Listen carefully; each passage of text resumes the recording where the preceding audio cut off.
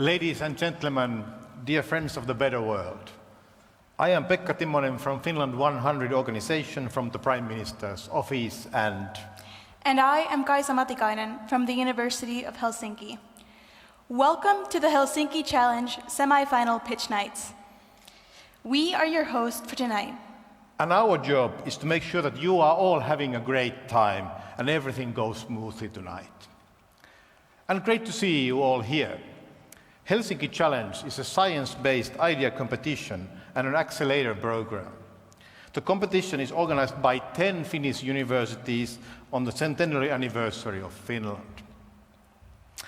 These universities have united to co-create big solutions to big problems. The impact of these scientific solutions is and will be the focus of this competition. Last year, United Nations agreed on 17 Sustainable Development Goals, and they are the framework of the Helsinki Challenge. That means these Helsinki Challenge semi-finalists are creating solutions for truly global problems. These teams have already come a long way. The competition started last fall when over 100 scientist teams applied to the competition. Later, at the beginning of this year, the 20 most promising teams were selected to continue developing their solution further. This spring, these teams have been working tirelessly to perfect their ideas and create impact.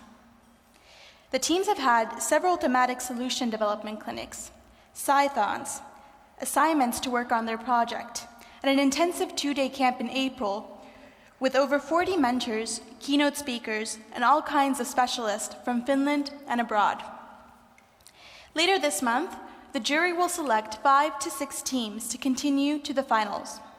The criteria are impact, creativity, science-based, solution-focused, and originality. And by the end of this year, the winner or winners will receive 375,000 euros to continue developing their idea further. A great source of motivation, I must say. I agree. Since the United Nations Sustainable Development Goals are the framework, we have picked 3 main themes for the competition: sustainable planet, people in change, and urban future. Each of our teams falls into one of these categories. Tonight, the stage will be open for our Sustainable Planet teams. The teams are here to present their unique solutions and tell why they should be in the final stage of the competition.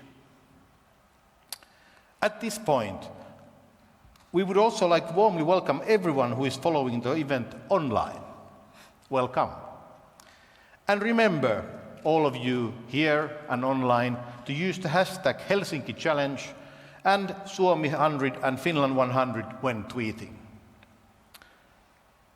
I'm also glad to tell you we have some of our jury members present here today. Please welcome Tuija Talvitie, the Executive Director of the Crisis Management Initiative and the Chair of the Grand Jury, on stage. Welcome.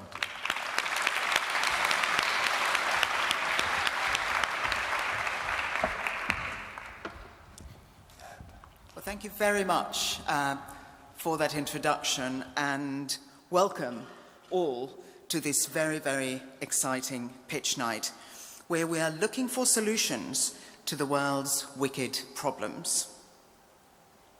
I think it's fair to say that the world and the challenges, many of which have come about because of our own foolishness, greed, and ignorance, are more complex than ever and require the very best we can offer. I'm not a cynic, but I have to say that this is also about sorting out our own mess, and we will. The Helsinki Challenge competition is very special because it focuses on science-based solutions. It strengthens sometimes that difficult link between multidisciplinary science and research and the broader societal dialogue about how we can put science at the heart of problem solving. How do we talk about modern scientific ambitions and achievements in a way that resonates with decision makers and the wider public. Now, technology seems to advance by leaps and bounds. What was science fiction yesterday is business as usual today and could be out of date tomorrow. So in order to ensure that our decision-making and the way how societies develop and adapt around technological and scientific innovations maximizes the opportunities available, we have to get better. Here, we tackle this issue by looking at the impact of the proposed solutions, how they are communicated, and how they might develop from a brilliant scientific inspiration to something that humankind could adopt globally to help itself. So to help us make sense of the wealth of wonderful ideas that we will be seeing today and tomorrow, we have a distinguished jury who I would like to introduce to you very briefly. Later on, they will introduce themselves with a bit more time, but here goes. So Victoria Betancourt, the founder of Koniber Cleantech Consulting from the United States. It's great to have you here with us. Andreas Kaju, a strategic consultant and policy advisor from Estonia. Warm welcome. Anneli Pauli, an advisor at the European Commission's Directorate General Climate Action in Brussels. It's lovely to have you here. Saara Hassinen, the managing director of Health Tech Finland. And those who are not here in person, but very much engaged, are Frank Giles, Professor of System Innovation and Sustainability at the University of Manchester in the UK, and Paul Quinlan, cleantech expert at Scott Madden, a management consulting firm serving the energy industry in the US. So these colleagues, together with myself, and we have a very, very challenging and difficult duty to pick a number of the teams that we see today to the finals, so both today and tomorrow. So that in itself is a very tall order. But without further ado, here we go. So get ready to be inspired and challenged by the ambition and brilliance of our teams today. Thank you very much.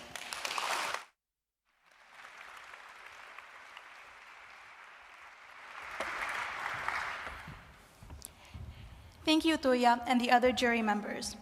The jury members will also be commenting on the team's presentations during this evening. Finland is turning 100 years this year and has gone through several changes during its journey as an independent nation. At the moment, the intellectual climate, both home and abroad, is once more going through massive turbulence and changes. What will happen in Finland during the next 100 years? This is something we have all thought about while reading the news and hearing about various events in the world. Tonight, we would like to invite Petri Vilén to share his thoughts on the next 100 years of Finland. Petri is the CEO and co-founder of Industry Hack, the industrial open innovation pioneer. In January 2017, he participated in the World Economic Forum's annual meeting in Davos as the only Nordic citizen under 30. Welcome, Petri.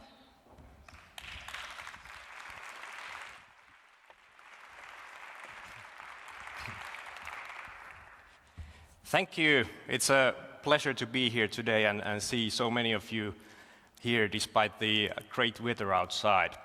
As said, I was asked to tell what are the next 100 years of Finland going to be like and what's going to happen here. I've had some pretty difficult briefings for some of the speeches, but this has been probably the toughest one. One thing I can say for certain, things will change in a rapidly growing pace. We are here to see how technology will change the way we live, think, work, communicate with each other. We've only got the first taste of that one. In 100 years from now, our brains are probably connected to a global network and have access to limitless calculation power.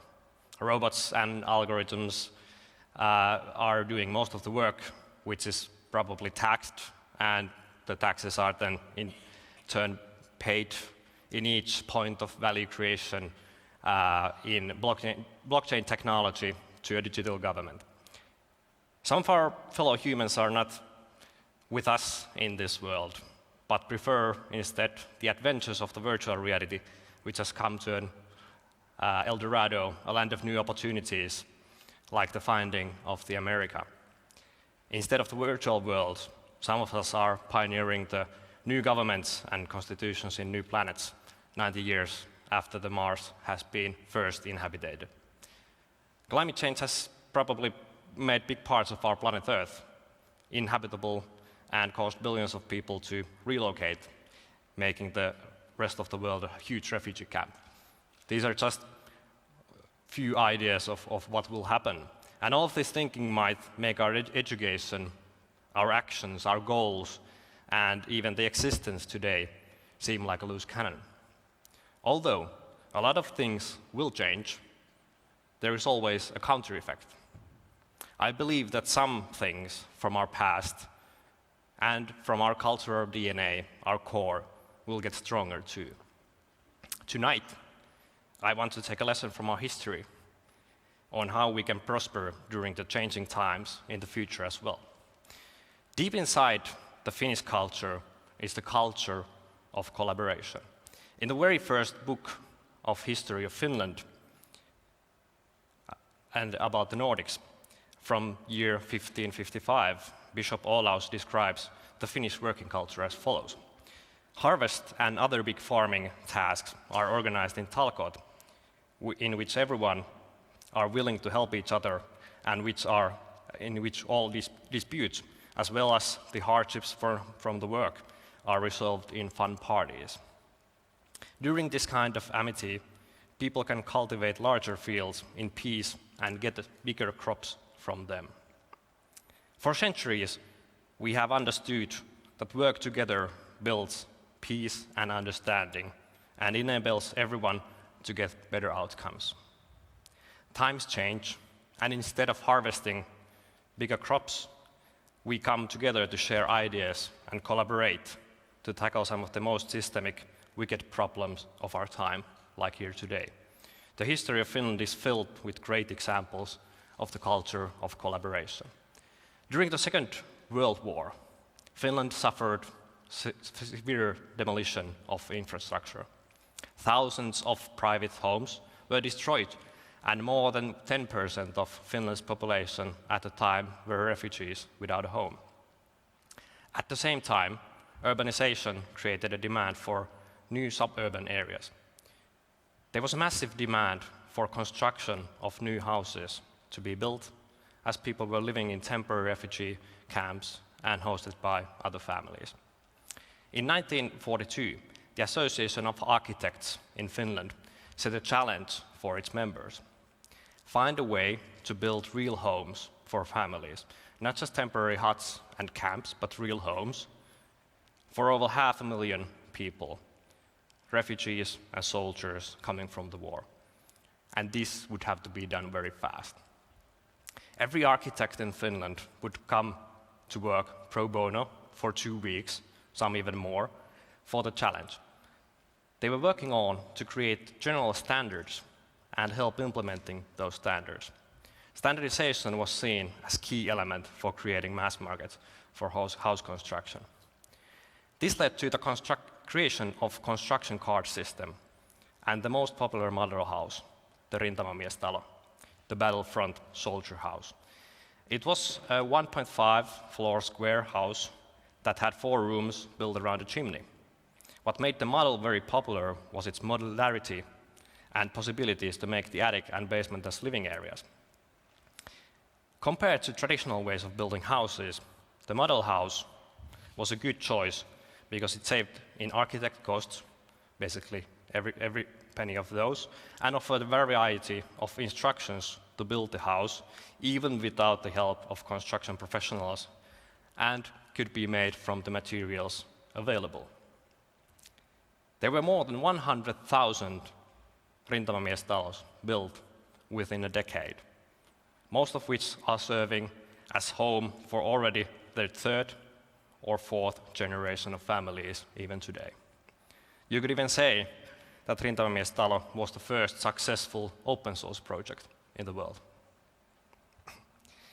This goal, to have a real home for all the families that lost their homes during the war, enabled Finland to stay in peace and build the foundation of prosperity and welfare state during the following decade. The key here was that without the challenge and the effort of a whole profession, this great goal would have not been able to be met. It was all about exchanging ideas, discussion, debating about the standards, contributing to the construction cards, and putting it all, thousands of hours, to come up with the solutions that enabled prosperity for the whole country. Setting this kind of challenges is important. In his famous speech, the President, John F. Kennedy, set the goal to land a man on the moon by the end of the decade in the 1960s. To those who questioned that goal, he said, "We choose to go to the moon. We choose to go to the moon in this decade and do the other things, not because they are easy, but because they are hard. Because that goal will serve to organize and measure the best of our energies and skills. Because that challenge is one that we are willing to accept, one that we are unwilling to postpone, and one that we intend to win."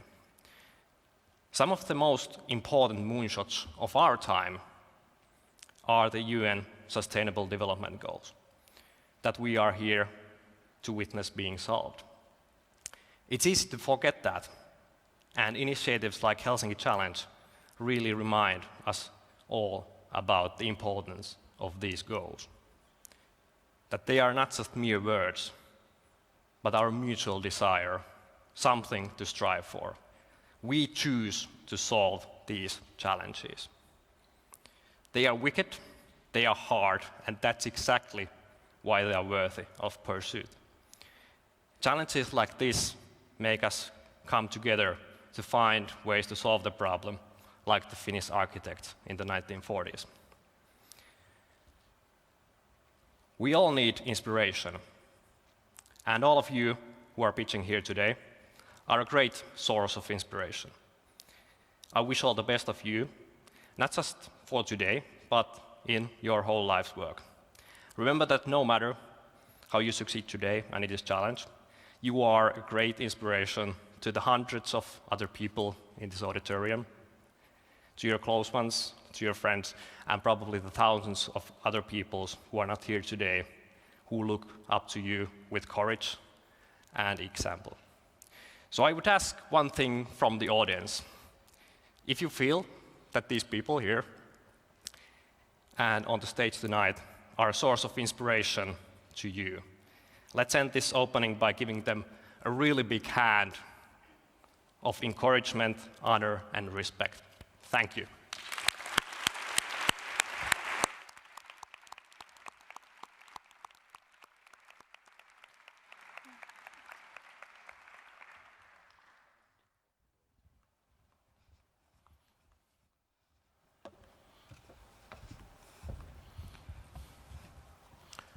Thank you, Petri. And next, it is time to get the teams on stage. Actually, Pekka, just one more little thing. Today and tomorrow, the audience, that is you guys, have a chance to influence the next steps of this competition by voting for your favorite team. You can vote for only one team during these 2 pitch nights, and the team with the most votes will go straight through to the final stage of the competition. So that means the power is in your hands tonight. Please use your power.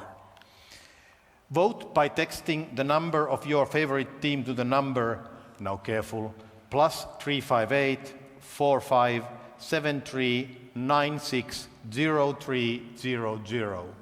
Or if you are an iPhone user, leave out the +358 and add 0. So for iPhone users, 045 73 96 0300.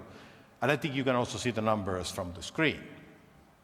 So, for example, if you want to vote for team number, let's say, 5, write a text message with only the number 5. So nothing else, only the number of the team you vote. The voting continues until 7:55 p.m. tomorrow, which means that you can already vote for Wednesday's teams on Tuesday and vice versa. So please vote as you like. That's right. And also, to those of you that are watching online, you also have the chance to vote. You can see the voting instructions on the live stream as I'm speaking. Voting costs only the sum of a normal text message. Yes, that's true. No extra costs for voting. So once again, please vote. And now finally, it is time to get the teams on stage. So, ladies and gentlemen, dear audience, team number 1, Team Bucket. According to the World Health Organization, 64 million deaths occur annually due to the lack of proper diagnosis and the treatment for chronic diseases. Our first team will present their solution, which is actually pretty small in size. So please welcome on stage Team Bucket and Leona Gilbert. Thank you. Thank you. I have the pleasure and the honor to introduce Research Project Pocket. We are putting the power of diagnostics in the hands of the patients. And I would like to take this opportunity to tell you why we're going to do this. As already been stated, the World Health Organization has indicated in 2015 that 64 million deaths occurred because of lack of access to healthcare services that you and I are used to. World Health Organization has also indicated that 45% of the global population does not even have access to these diagnostic tests or healthcare services that you and I are accustomed to. We want to change this with Pocket. We also want to help with the United Nations Sustainable Development Goals, very specifically good health and well-being, as well as reducing inequalities by providing a point-of-care diagnostic test kit for everybody. Everyone could have this access, and thereby reducing also epidemic chronic diseases. Now, I'm going to put the rest of the talk into context for you, but I need your involvement. So I would like everyone to stand up, please. So once again, everyone stand up. And I'm going to ask you a question. I would like you to sit down if you know the answer. So if you know the most dangerous animal in Finland right now, please sit down.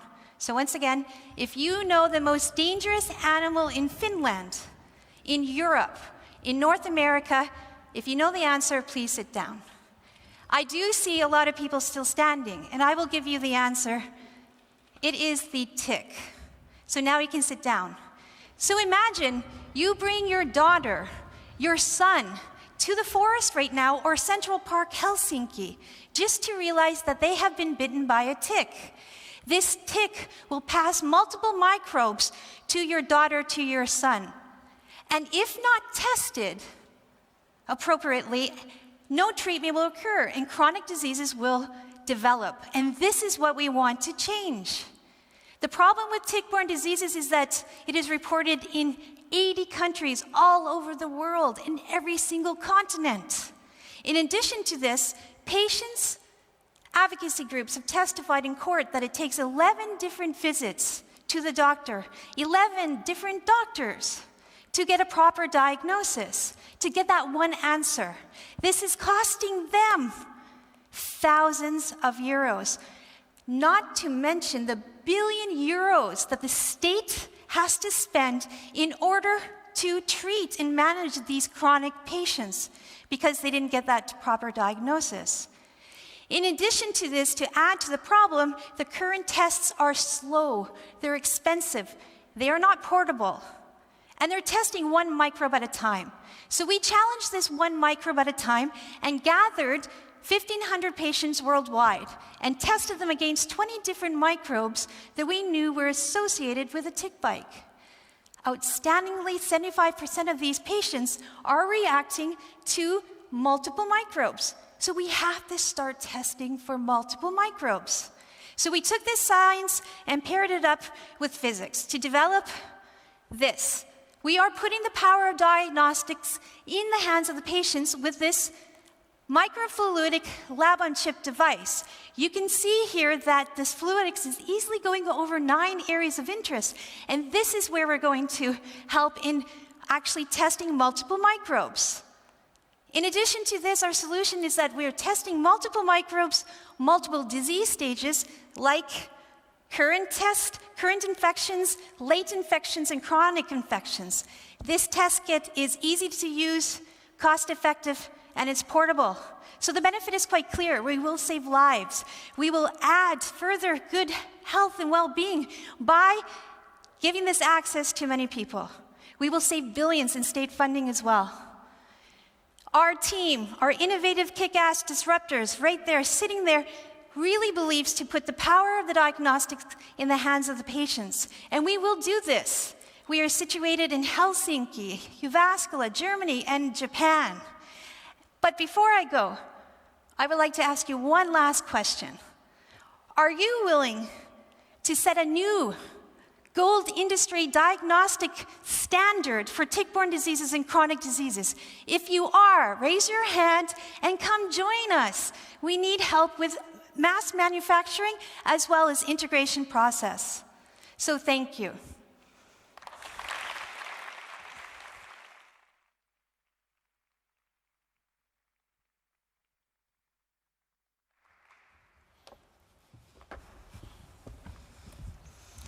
Thank you, Leona and Team Pocket. You can vote for this team by sending a message with the number 1 to the number +358 45 73 96 0300. Or again, if you're an iPhone user, omit the +358 and replace it with a 0 at the front. Now, Saara Hassinen, would you like to comment on the team's pitch? Thank you very much, and thank you for an excellent presentation. Firstly, I'm Managing Director of HealthTech Finland, which is an industry association for health tech companies in Finland. And I previously worked for Salve, which is a company owners where companies, universities, research institutes, and I coordinated pre-commercial research where companies and research institutes partly that research. And I'm very strongly believing in cooperation and the cooperation between industry and academia, and that's why I'm very happy to be in this jury, and I'm looking forward all the other presentations as well. But for you, point-of-care testing is a huge trend globally, and as you told, it's very typical that you test only 1 microbe. So it's very important that you are developing a test for multiple microbes and different stages of diseases. I think also that tick-borne diseases are a very good choice for this disease model. And I also like your multidisciplinary team, including also 1 doctor and 2 companies. And I wish you very good luck for this competition. Thank you for your comments, Saara. Now, let's move on to the next team. The next team is 3A Water. The pollution caused by industry and municipal sewage affects billions of people and countless other living organisms on our planet. A major challenge in solving this problem is that the existence and level of pollution is not known by local people and authorities. Team 3A Water wants to make analysis of the metal concentrations of water faster and less expensive. Please welcome Tuomo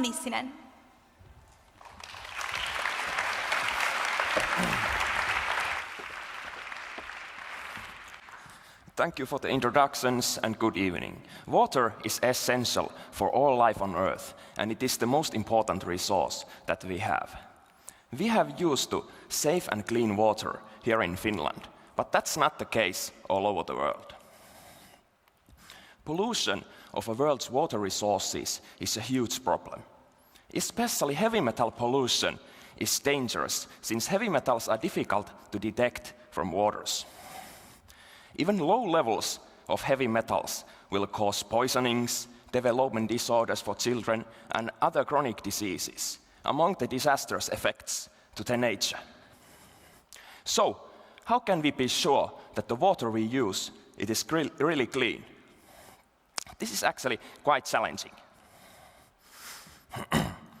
Heavy metal monitoring of our waters are currently done with expensive and slow laboratory instruments. Therefore, heavy water monitoring of heavy metals is often on poor level throughout the world.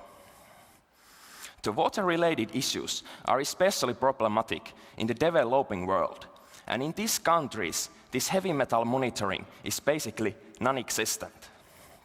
Therefore, countless of human beings are suffering because of the heavy metals, even without knowing of it. Only arsenic poisoning affects to 150 million people. We are going to change the lives of all of these millions of people with our new nanotechnology-based measurement solution. For the first time, it is possible to measure heavy metal contents of water in real time and on-site, with affordable and quick technology. Real-time and on-site means that we can go out from the laboratory to the field and measure the water quality straight at its source. Even more importantly, it is now possible to do the heavy metal measurements also in the developing countries, where these laboratory instruments don't exist. This type of more accessible and flexible environmental monitoring solutions are essential for the development of sustainable and green planet. With better water quality monitoring techniques, right actions can be made to reduce and stop the pollution created by the people and the industry. Cheaper and better monitoring techniques will also help in tightening the environmental emission regulations in the future, because use of these better technologies can be demanded from the industry. This will ultimately lead to a safer and cleaner living environment. We believe in a 3A water that heavy metal belongs into the metal music scene, not into the nature. It's not difficult to figure out big problems that need to be solved. What really matters is, can we solve them? And we are convinced that we can. We don't have just an idea, but we have proven that it works. Our team consists of hardcore scientists from the University of Eastern Finland and world-class commercial experts from Jyväskylä University. We have worked hard and gathered a community of companies and peoples who also believe in us and are ready to support us. We have also secured first-stage funding for our project that will allow us to focus our efforts in pushing this revolution further. We would like to continue on this journey to solve global water issues. So, would you like to help us to save the world?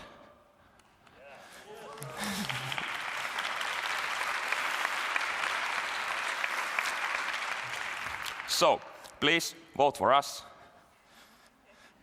And if you can help us to get close to the water issues in the developing world, please contact us. More technical information can be found on the video we have just released. Just search 3A Water from the YouTube. Thank you.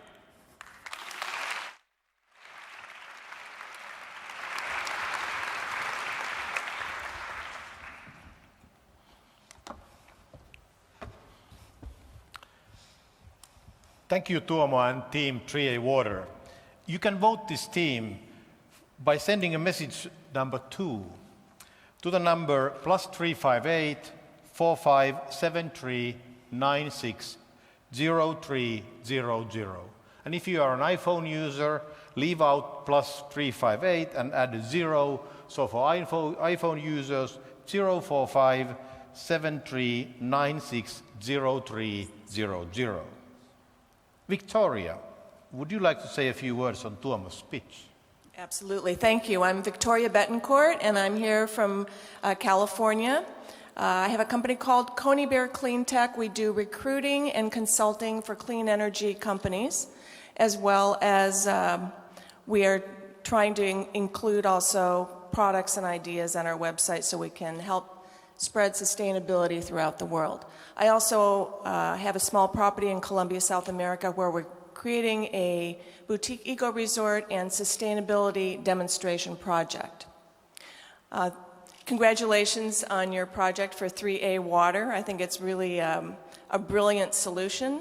Certainly it's something that's needed not only in developing countries but also developed countries like the United States. Certainly Flint, Michigan could have used such a technology recently, where we had aging infrastructure creating toxic situations in the water for the city. Not only is this a solution for helping the health of humankind, but also, as you pointed out, it's great for the environment, for animals, and for plants on planet Earth. But I'm also impressed because in your team you have not only scientists but business people. Certainly having a great idea is a wonderful thing, but if you cannot execute on your idea and bring it to market, then nobody can really benefit from your solution. So congratulations on that. I've also noticed that this technology that you created that will detect heavy metals can also be used for other industries such as the mining industry. So you might be able to have an entry into the marketplace for people that want to use it to create profit as well as making the world a better place. Congratulations.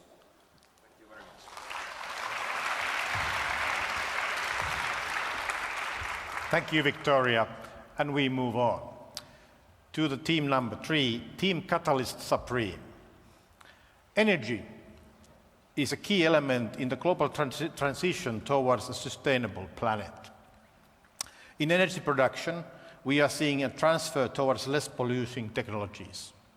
But the lack of appropriate energy storage technologies still stands in the way of the adoption of the renewable energy systems. Team Catalyst Supreme will tell you about their catalyst solution. So next on stage, Sami Tuomi.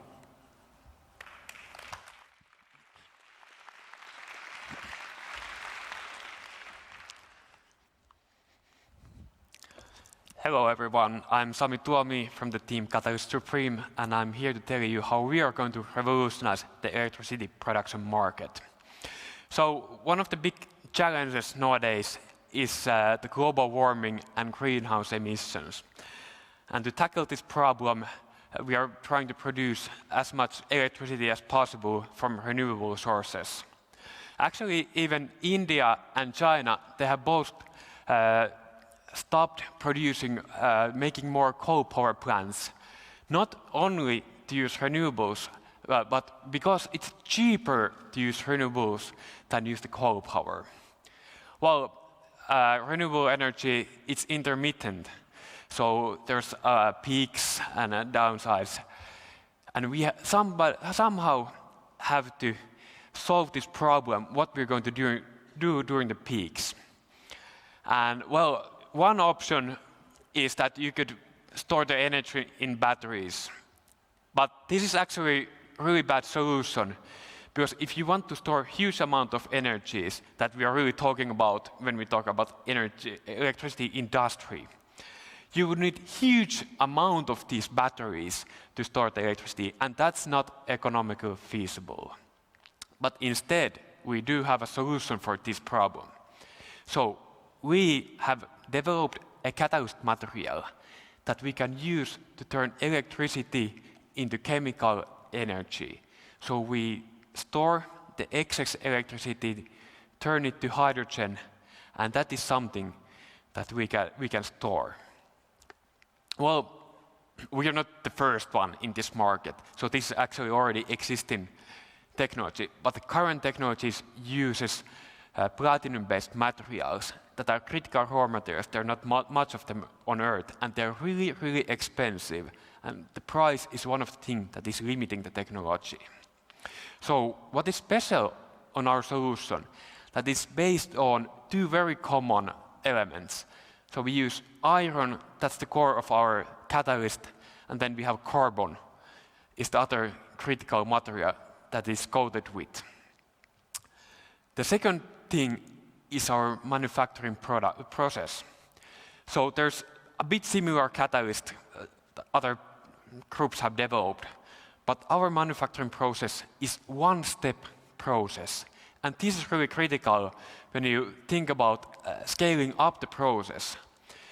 So this make it industrially feasible product. So at this point you might ask, now we have a hydrogen, so how that's going to change the world?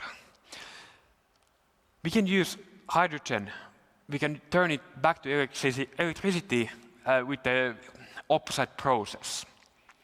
We can use hydrogen in industry. Actually, there's a huge amount of hydrogen used in chemical industry. Neste Oil just invested 100 million euros to a hydrogen production unit. And then there's transportation. We have hydrogen buses, cars. They are coming all the time. They're actually growing now in Germany, USA, Japan, and slowly, hopefully, coming also to Finland. And the special thing with hydrogen, storing it, if you need to store more or big amount of hydrogen, you just build a bigger tank where you put it. It's so simple.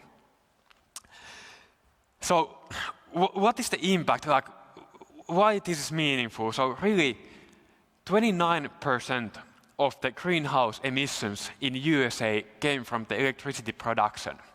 And from that, 75% came from coal power. And if we can replace coal power as evening this intermittent energy production, we can reduce greenhouse gases total 22%. And that works global wide. And we can use also this, I just said, we are using hydrogen also in the transportation and industry. So we have a great team with a strong backbone in science, in universities, but we have also expertise from industry, we have entrepreneurs, we have connection to the Finnish Chemical Industry Association. So we still need some collaboration, and if you know how you can help us to make this reality and how to make pilot projects, demo projects, please contact us. Thank you.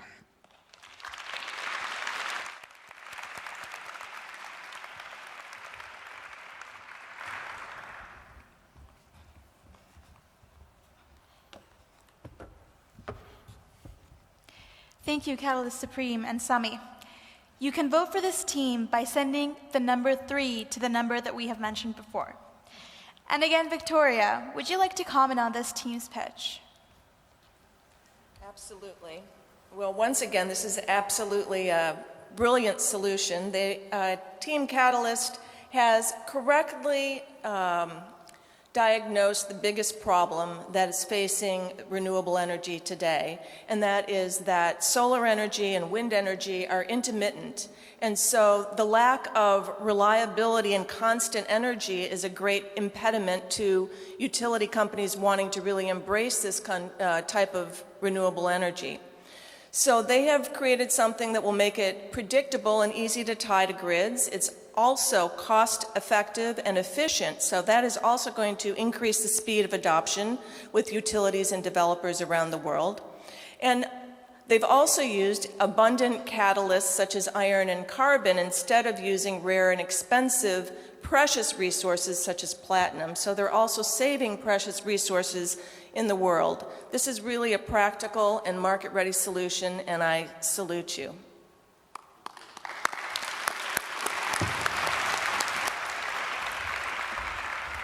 Thank you, Victoria. And now it's time for team number 4, wave farmers. What if a farmer could monitor the soil real time?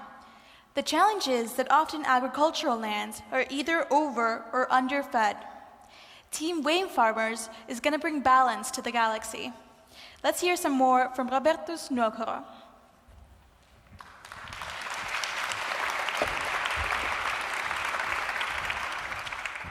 Thank you for a brief introduction. Food and Agriculture Organization, or FAO, seriously campaigns, climate is changing, food and agriculture must change too.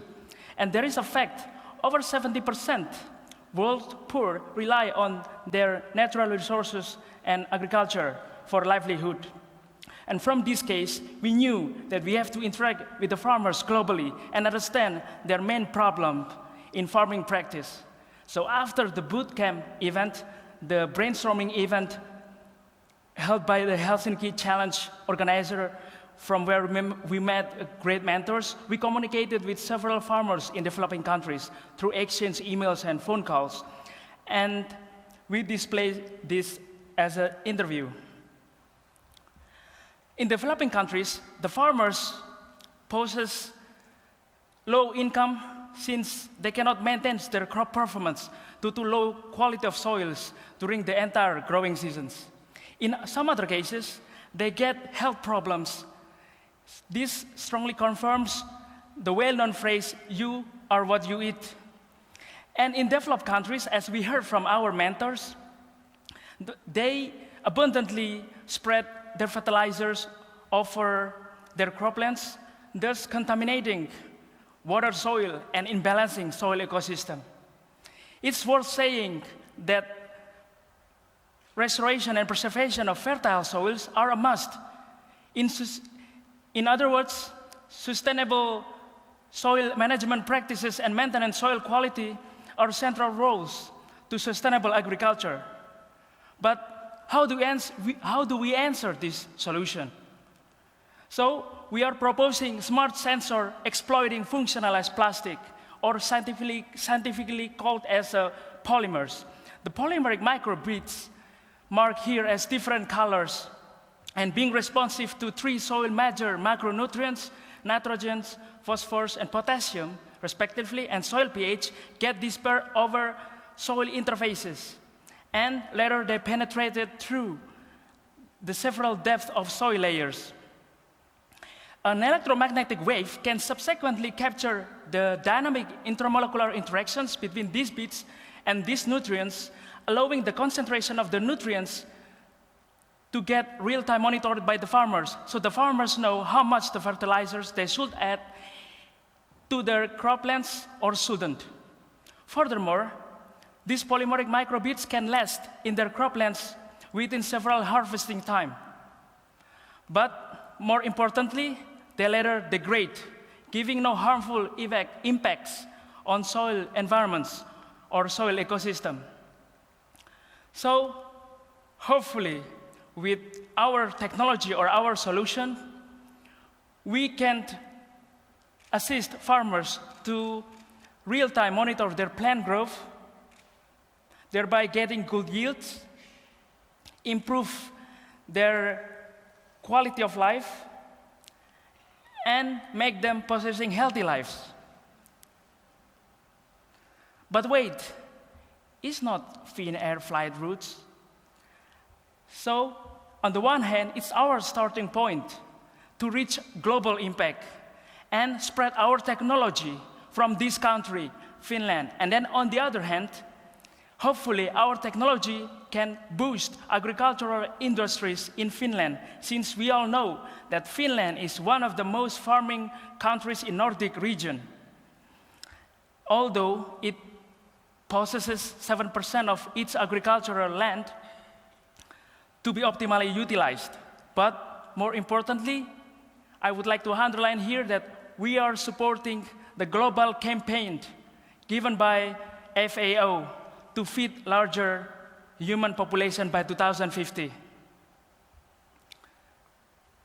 So does anyone here know what soil means? We found out that sustainable agriculture is strongly needed to optimize plant growth and improve the farmer's livelihood, and finally, to live in healthy ways.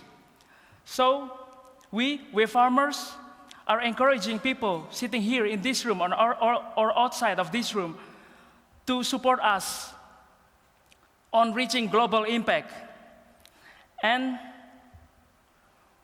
we strongly believe that this year is new era of precision agriculture. So I'm Robertus, the team leader of Farmers Fantastic Four.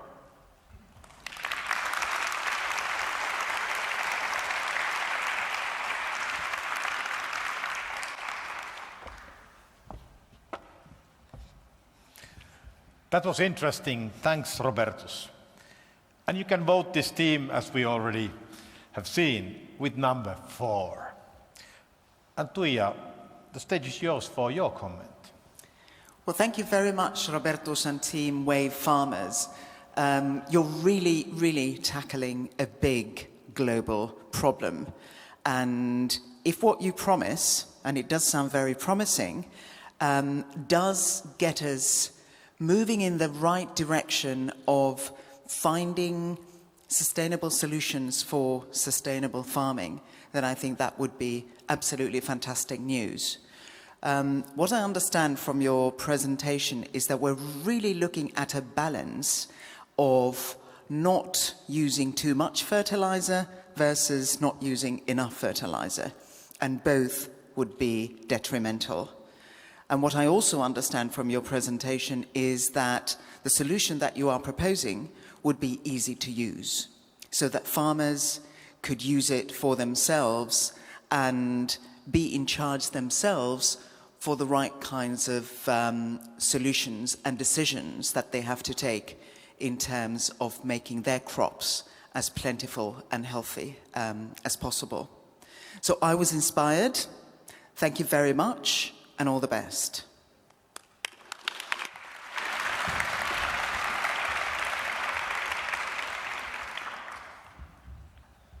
Thank you, Tuija. And now to the team number 5, Metabold.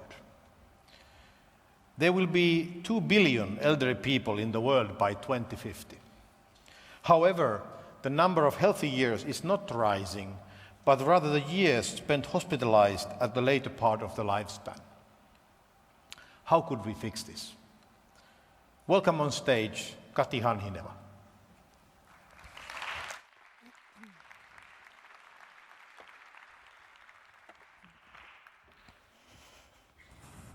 Thank you very much for the introduction, and good evening, everyone.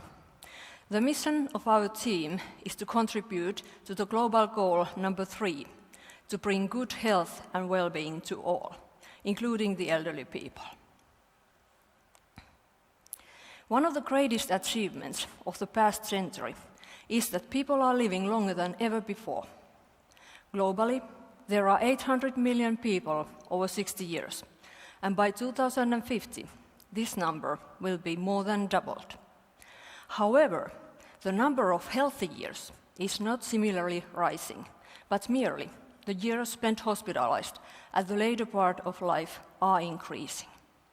And this poses a major burden, both on individual as well as societal level. There is an immense need to improve the quality of life of the elderly people with cost-effective ways. There is a need for preventive care and personalized treatment, but unfortunately, the currently used medical monitoring tools don't allow for this. They are trying to look at our health through a narrow keyhole, which doesn't show the big picture. That can be very surprising. This is precisely the case with single biomarker measurements, like cholesterol, for example. That is just one compound, but the truth is this. There are hundreds, even thousands of compounds in our metabolism that can likewise tell about our health status. But there are no tools in healthcare to measure this. Actually, we can do it. We have used a novel tool called metabolic profiling in our research to study, for example, the effect of food or environment on health, or find biomarkers for diseases.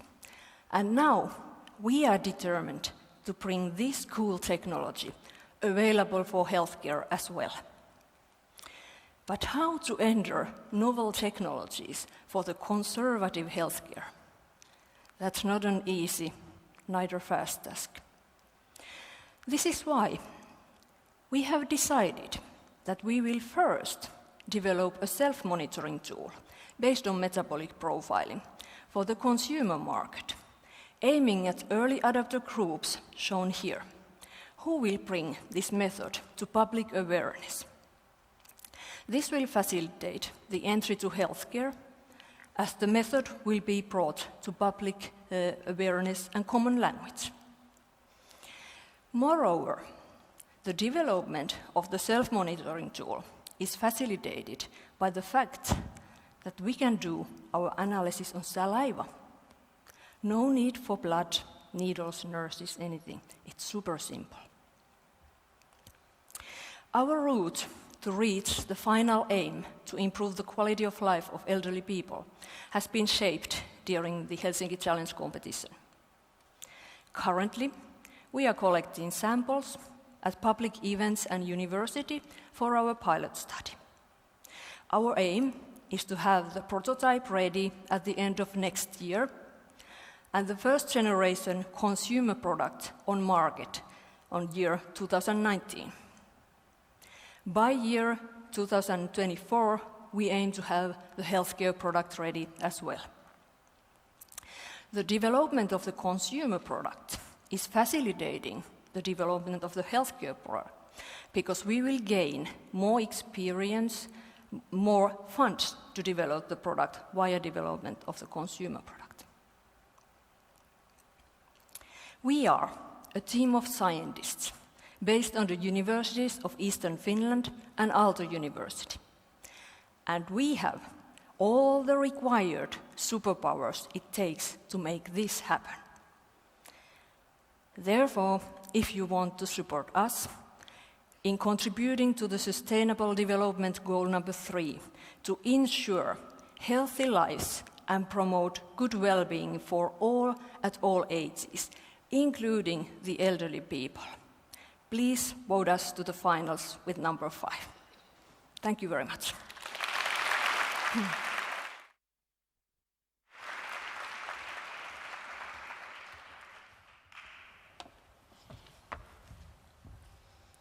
Thank you, Kati. And as she said, you can vote for Metabald with number 5.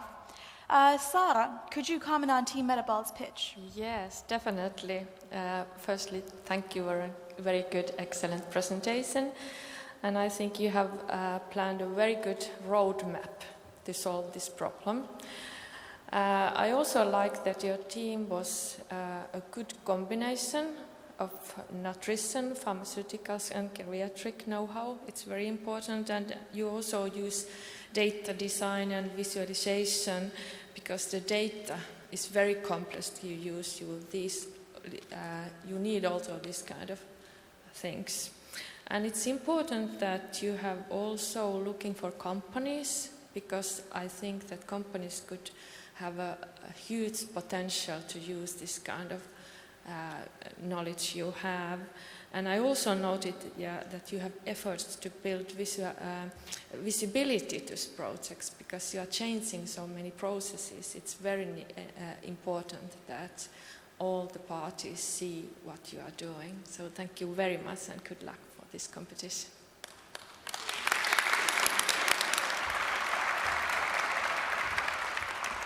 Thank you, Sara. Next up, we have team number 6, Pro Fibers. How are antibiotics, the Finnish pulp industry, energy production, and enhancing the health of pigs and poultry related to each other? Let Jarmo Valaja from Team Pro Fibers explain.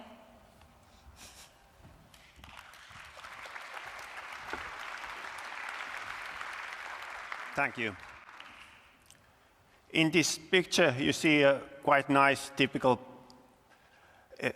picture from the Finnish forest, which has multi-purposes for us. It can be used for leisure purposes, for walking, hiking, but also it has very strong economical, for our economics. We have very strong pulp forest industry, chemical and mechanical forest industry. Our team, Pro Fibers, our mission is to find new ways to use forest biomass, use the trees for the animal nutrition and keep animals and forests healthy. And this is a cooperation between Aalto University and University of Helsinki, and we also have industrial partners, Andritz Technology Company and Boreal BioRef from Kemijärvi in this project.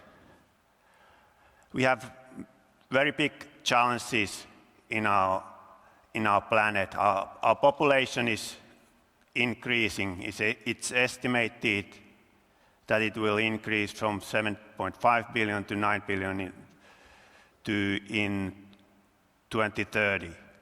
And because of that, more and more food is needed for these people, and more land to produce food is needed, food or feed for the animals, which is used for food.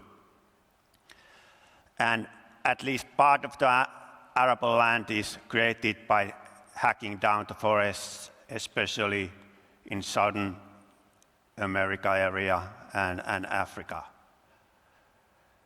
There's also lack of water in some areas, which means that there will be less arable land available, especially in Mediterranean area and Northern Africa. So we have great challenges to find more food and feed. There's also challenges when meat consumption will increase, especially nowadays in Asia and Asia area, and very often situation is so that the antibiotics are used for growth promoters in the production, because the production hygiene is not very good and the environments are not so good. And this will lead eventually to microbial resistance. It will likely increase in the future as well. Our solution is to use our boreal forests to solve these challenges and make animal feed from the forest instead of using arable land for the producing beast. We have raw materials in Finland. We have a lot of forests. We also have chemical pulp mills or mills producing pulp, which are large scale enough to produce a lot of. And we have a method, Aalto Cell, which with that we can produce cellulose particles to use in feeding. They promote digestion and animal health without feed antibiotics. And actions we need to do still, we need to find optimal features of these cellulose particles, size, composition, and also to find out what is the mechanism behind this improvement. We know that they will improve the production, especially in poultry. And also we need to show the sustainability of the process and the products. And after these researches, we have a proof of the concept how to use this cellulose, novel cellulose, into feeding, and animals will feel better without growth promoting antibiotics, pulp mills can employ more people and more land is retained for food production. And when this concept is proved locally, we can solve the challenges globally. Thank you. Please vote us. Number 6.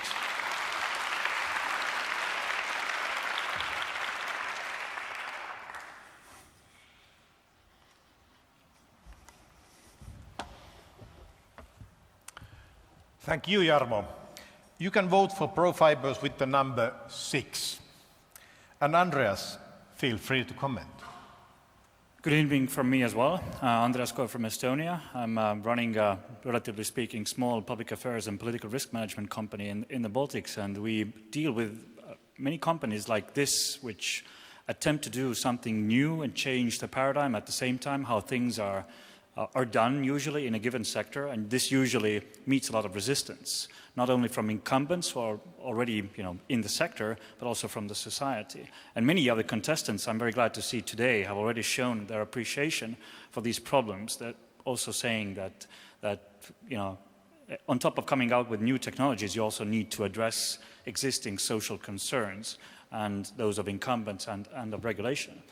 It's very easy to fall in love with the companies you have to comment, and I'm very nearly going to do so. I think I come from Estonia, and we have a very similar situation. Timber and pulp industry is our key flag industry, and just this year there's been an announcement that a €1 billion new pulp refinery project will be started, which in a country like in Estonia, where we have 1.35 million people on 45,000 square kilometers, this is a monster of a project. So we need to have you guys over right away, because the key is that even if pulp and timber, as these guys have identified in the case of Finland and many other countries, is your number 1 or number 2 natural resource, you need to make the most of it.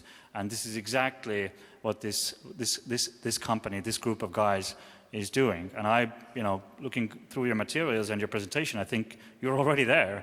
But what I liked about your presentation is that not only have you identified what you've already done, but what you also need to do. What are your next goals? And this was very impressive. So thanks a lot, and good luck, guys.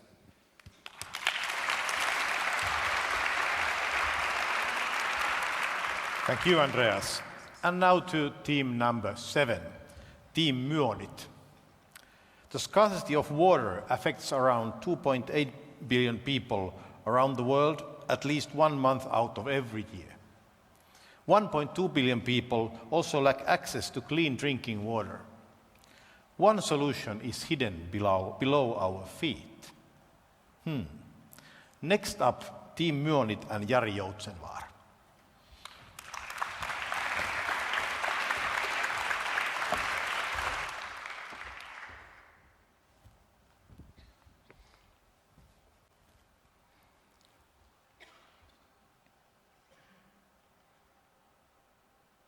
Water is the difference between life and death.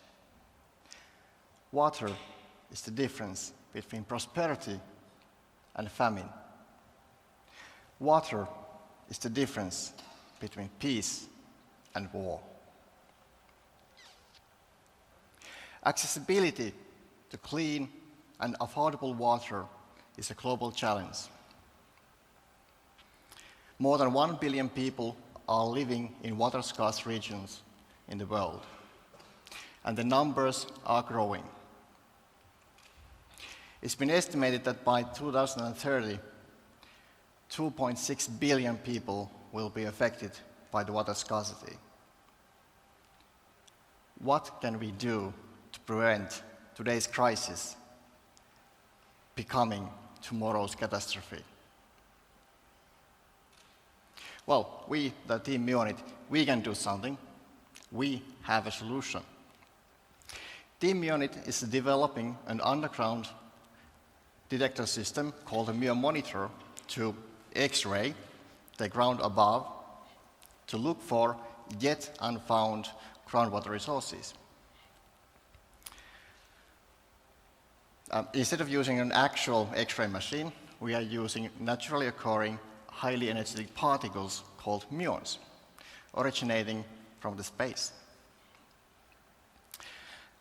How does our system work? Well, I will give you an example. You all probably have seen these black and white X-ray pictures where the bones are white and the tissues are black. Well, our system works basically the same. But instead of flesh and bones, we look into the density variations in the rock.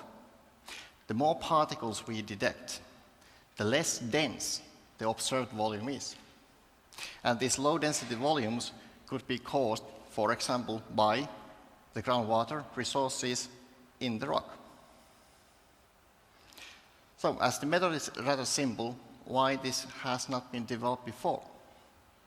In particle physics, where my background is, the detectors used are rather heavy, and they are measured in square meters, at least in my field. But the recent developments in technology and in instrumentation have made it possible for the team unit to downscale these large detectors into a borehole fitting instrument. For the first time, it's economically feasible to use borehole-sized muon detectors. And we are the first ones to apply this technology into groundwater exploration.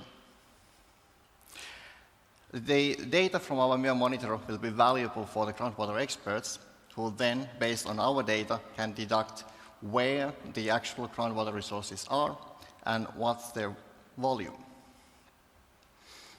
So we have a solution. People who have water and the situation in water-scarce regions will ease. But in order not to, for the water not to be overused or worse, exploited, monitoring is needed.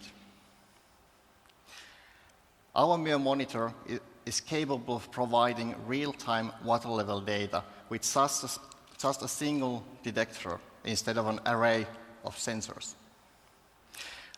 Our water level data will be valuable for the water suppliers and for the decision makers to make sure that the water usage stays at a sustainable level, and moreover, the water will be accessible and affordable for all. So, where the team unit is now. We are currently doing preparations for the first groundwater test measurements together with the Geological Survey of Finland, and the test site is here in Finland.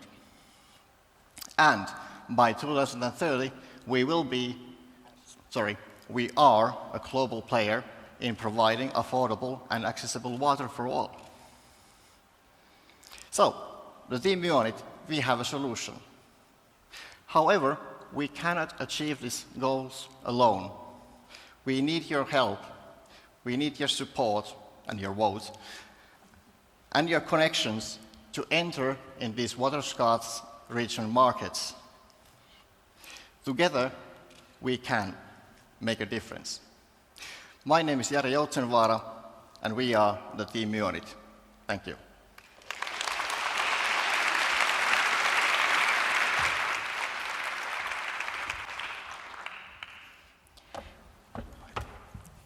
Thank you, Jari.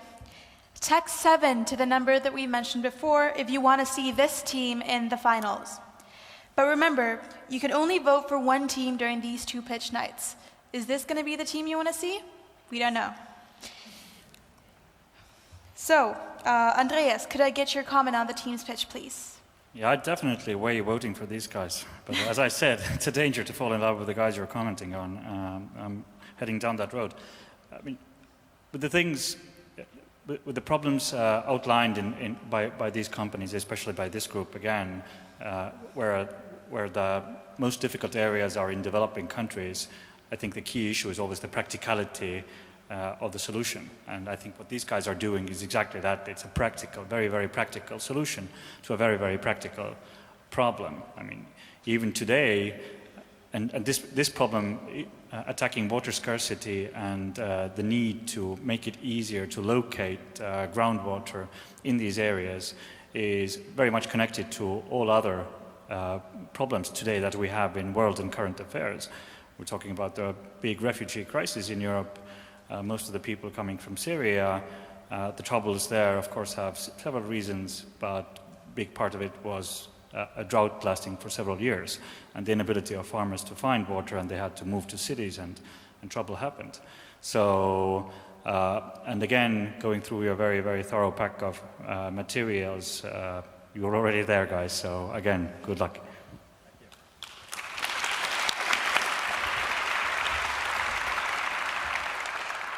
Thank you, Andreas. And next, on to team number 8, Energy Village 500. Imagine a beautiful village in the Finnish countryside running 100% on local renewable energy. Our next team is not aiming to make 1 or even 100 of them, but 500 sustainable villages. Please welcome Pekka Peura from Energy Village 500.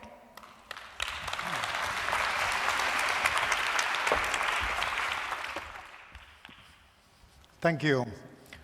If you had a brilliant idea that you know would change even societies or the world, so what would you do?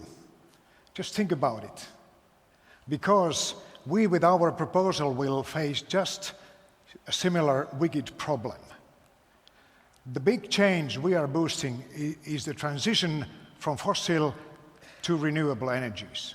Quite naturally, we need technical solutions, but we are convinced that even more and even primarily the transition is about something else than just a technical operation. It is about social acceptance. It is about legislation, new kinds of regulation, economy, regional economy, and so forth. All this combined. It's a social process of change. Another perspective is that every change consists of single separate actions, and the challenge is to move from one action to the level of a systemic change, to the level of villages, regions, even nations, and beyond. We know that this is possible in terms of resources. Renewable energies are enough to bring Finland, especially in its countryside, self-sufficient in its production of energy by renewable energies from the own region. We also know that how much money we spend on the average for buying energy. And today it's mainly fossil energy, which means that the sum of money flowing away from the Finnish countryside, even from the country, is huge. Billions of euros every year flow away from Finland. What if we can reverse this flow and keep it at home?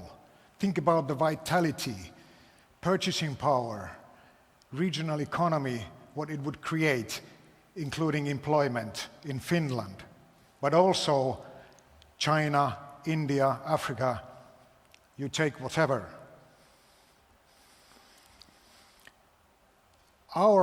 So we think large, but we know that we have also in this process start from small actions. Our concept is the energy village concept. This is how we mobilize both energy and people. Our solution is based on 3 parts. The first part is that we will develop the concept into a product. It consists of already existing programs, applications, tools, etc., that we combine into a systemic innovation. Then we will establish, number 2, a network for energy villages. This is to bring all this knowledge, all the message of joy available to all villages that wish to become energy villages, and make it in a coordinated way. The third part is that we will function and operate with and within the single separate villages. Pilot villages in the first phase, then later on business as usual. So we think that this will be a big change and which starts from the Finnish countryside, but then we can proceed to the nationwide approach and then abroad. We are aware also that this kind of change would result in a division of energy markets, a reformation of energy markets in Finland. We will create the new distributed strategy in Finland. So, returning to my question in the beginning, I would say that if you wish this to happen, you have just one thing to do. Press button number 8 and vote for us. Thank you for your time.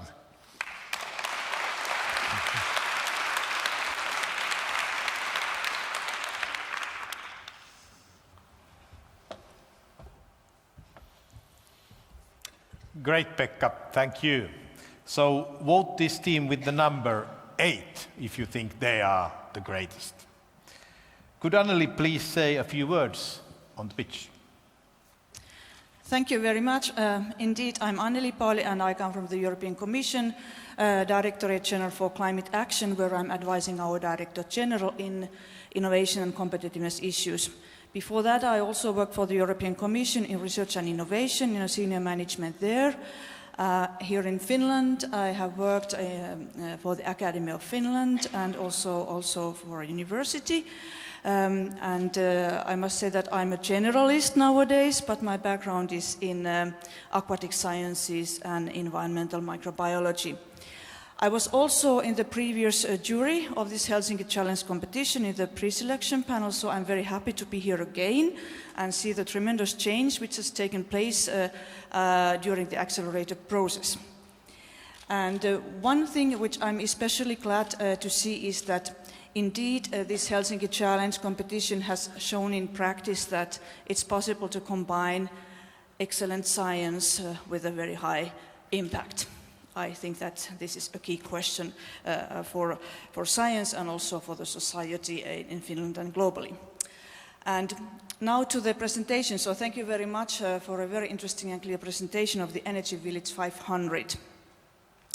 Your team has a very long tradition of working together, but now you want to put your separate efforts together and create a common method to have a cluster of 500 villages which will be self-sufficiency in renewable energies. And I think that this is quite a remarkable goal and a beginning of a very good journey.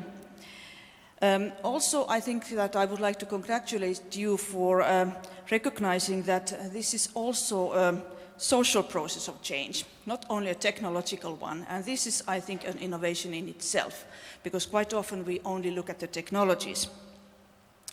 And very, very important that you include the citizens, the municipalities into this process in a participatory way. Of course, you also have the authorities and other stakeholders, but citizens and the users are important.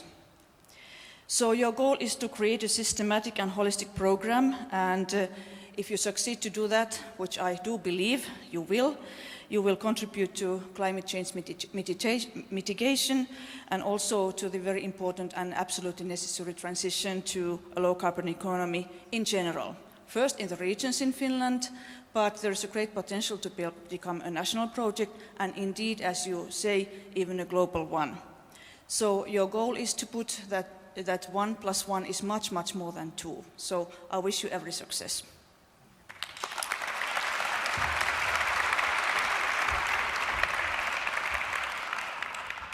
And now to team number 9, Team Iron Cell.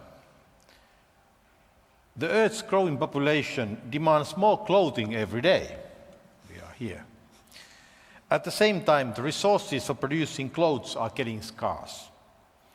Team Iron Cell is here to tell us about how Finnish forests and textile waste are turned into fashionable clothes. Please welcome Herbert Sixta.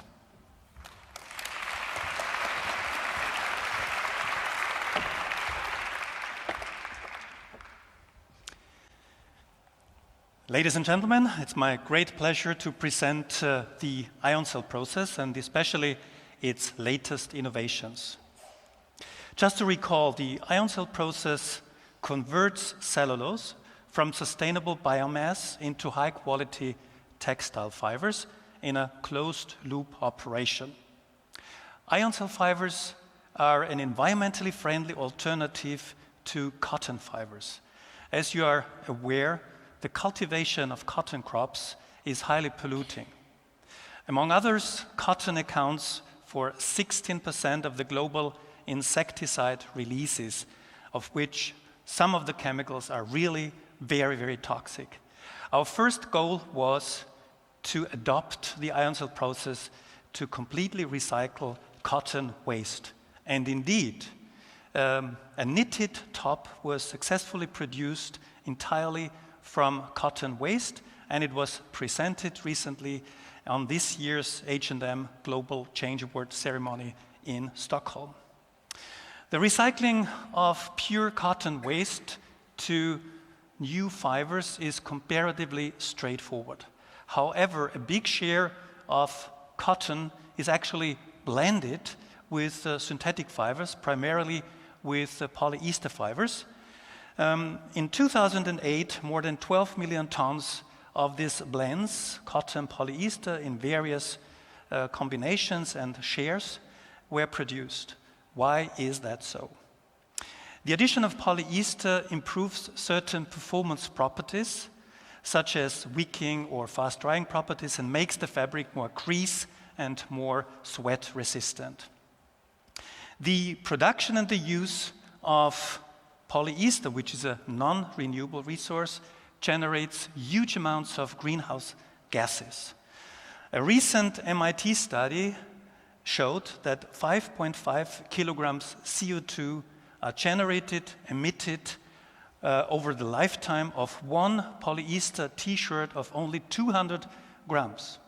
It has been estimated that more than 700 million tons of CO2 can be attributed just for the production of textiles generated from polyester. This is a major pollutant, and therefore we have to work to replace it.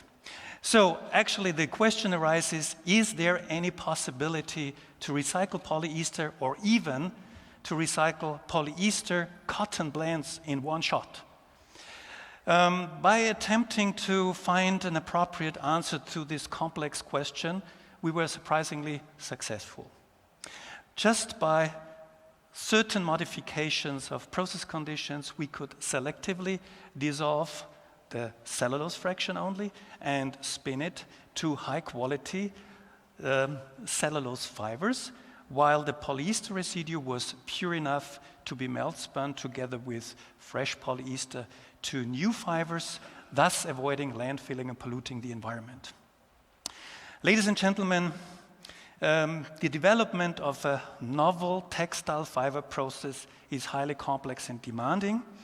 We are currently in the final and critical phase of the technical development, and if successful within the next 2 to 3 years, we would be ready with the beginning of the installation of a pilot plant in the end of this decade. And again, if we are successful in the pilot phase and if we envision basically the economical feasibility, then the first steps towards commercialization can be done in the mid of the 2020s. Ladies and gentlemen, I come to my end. And I can assure you that our team is extremely motivated, extremely confident that we will bring this project to a positive and successful end. However, we need your support, your great support, and therefore I kindly ask you on behalf of my team to vote for the Team IonCell number 9. Thank you.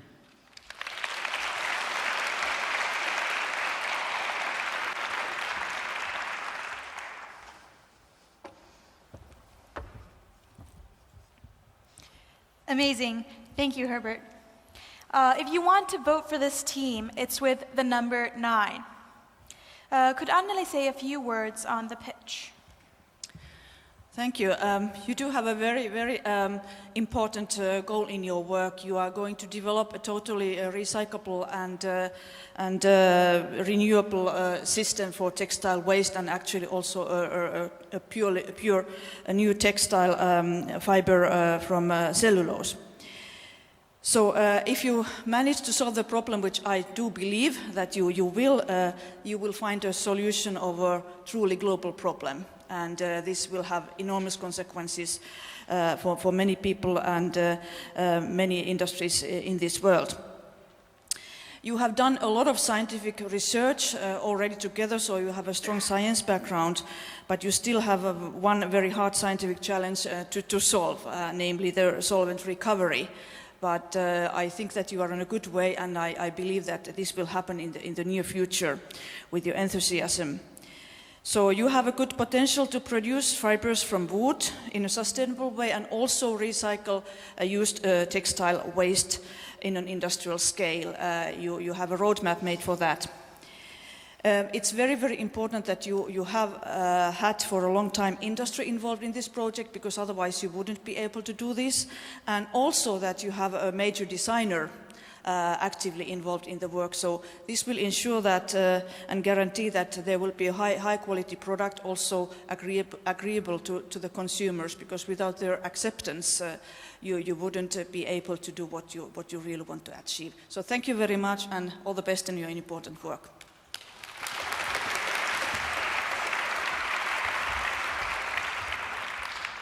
Thank you, Anneli.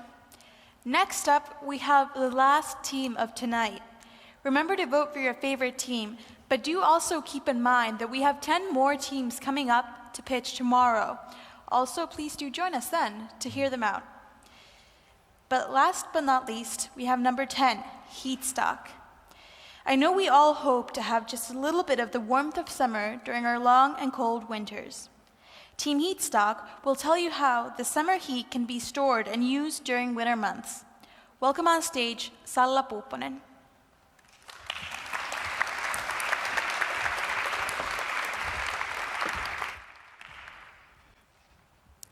Good evening. I am Salla Puupponen, and in the next few minutes I will tell you how we, Team Heatstock, are going to bring the summer's heat into the winter time, or how we will improve the energy efficiency of renewables as well as industrial processes by our novel long-term heat storage solution. In Finland, heating and air conditioning covers 23% of the total energy consumption and 80% of the energy consumption of buildings. If we could handle our heating demand only by using renewables or waste heat, we would make huge ecological and economic impacts. The renewables have a severe problem. Their energy production is not constant. The wind doesn't always blow, nor does the sun always shine. We, Team Heatstock, aim at overcome this problem with our new invention. We are able to store the heat of the sun for several months, even for a year, and use it, for instance, to heat our houses on cold winter days. But that's not all. We can also store the waste heat of industry and use this free energy for different heating purposes. Currently, heat can be stored by hot water tanks. But did you know that the size of well-insulated water tanks should be roughly 300 cubic meters in order to heat a 100 square meter passive house in southern Finland for half a year? We have a better and completely unique solution for long-term storing of heat. Indeed, the same house could be heated with a storage with sizes only 12 cubic meters by our technology. Furthermore, our novel storage could be kept even outside on coldest winter days without that it loses the stored energy. Our new invention is based on phenomena that are familiar to us all: melting and crystallization. We can store large amounts of heat by melting specific materials. This stored energy is released when the material crystallizes. Storing and releasing heat by melting and crystallization has been known and even utilized in short-term heat storages. However, so far, these phenomena could not have been utilized in long-term storing of heat. Our team has found a way to change profoundly the heat storing and releasing properties of specific materials called sugar alcohols. One type of sugar alcohol you all know, it's xylitol, used in chewing gum. The additive that we use to change the heat storing and releasing properties of sugar alcohols is a polymer used in diapers to absorb moisture. By this novel, surprising, and affordable material, we are able to store large amounts of heat, as low temperatures as we want, as long time as we want. When we need the heat, we simply give the material a small heat pulse, and it releases the stored energy by crystallization. Our multidisciplinary team consists of chemists, physicists, engineers, and energy technology experts from Aalto University, Åbo Academy, University of Helsinki, and Motiva. We really feel that we should fight against climate change with bold and innovative science and technology. With your support, we are one step closer in implementing our unique solution into the practice. In the near future, we want to scale up our material and build a demo-scale heat storage that could be tested in storing the waste heat of industrial processes. So, if you want to join our battle, please support us and vote for us by number 10. Thank you.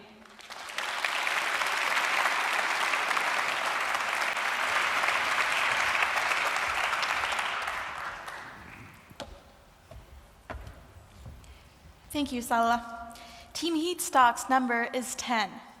And Tuija, could you comment on the last team of the evening, please? I'd love to. Thank you very much, Salla and team Heatwave. Thank you very much for your very fluent pitch. You didn't hesitate one moment. I think you were very convincing by presenting absolutely groundbreaking technology when we talk about combating climate change, which I think is something that we are all more than aware of and are desperately looking for workable solutions.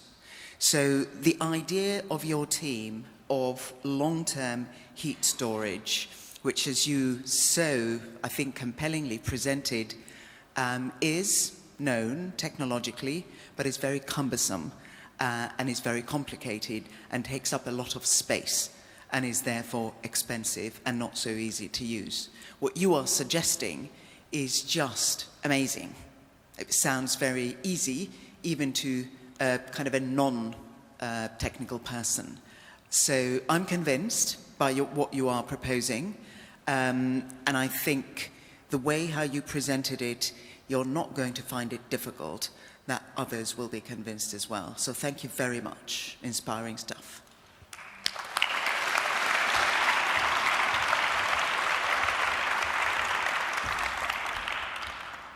So that's it. All 10 teams have now done their pitch. And now, thank you, a big thank you for all the teams from you.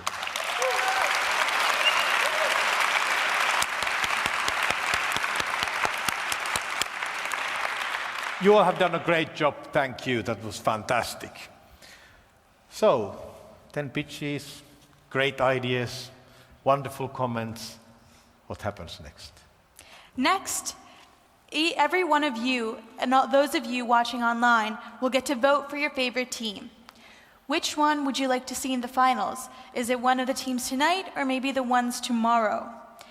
Vote by texting the number of your favorite team to the number +358 45 73 96 0300, Or again, if you're an iPhone user, 045-7396-0300. So, if you want to vote, for example, for number 3, send a text message with only the number 3. The voting continues until tomorrow at 7:55 p.m., which means that you can already vote for tomorrow's teams today and vice versa. That's right. And remember, one phone number can vote only once. One phone number, one vote. So only one vote is registered during these 2 nights. Use your voice very wisely.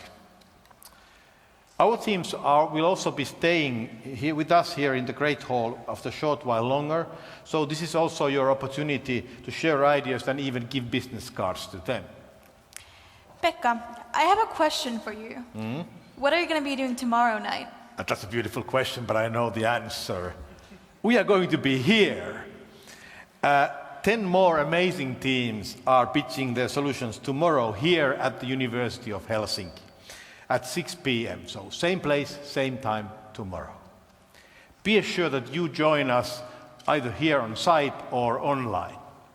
Also, the team with the highest number of votes, so the team that's going to be going on to the final, will be announced tomorrow night after all the teams have pitched their solutions. It will be super interesting to see who it is.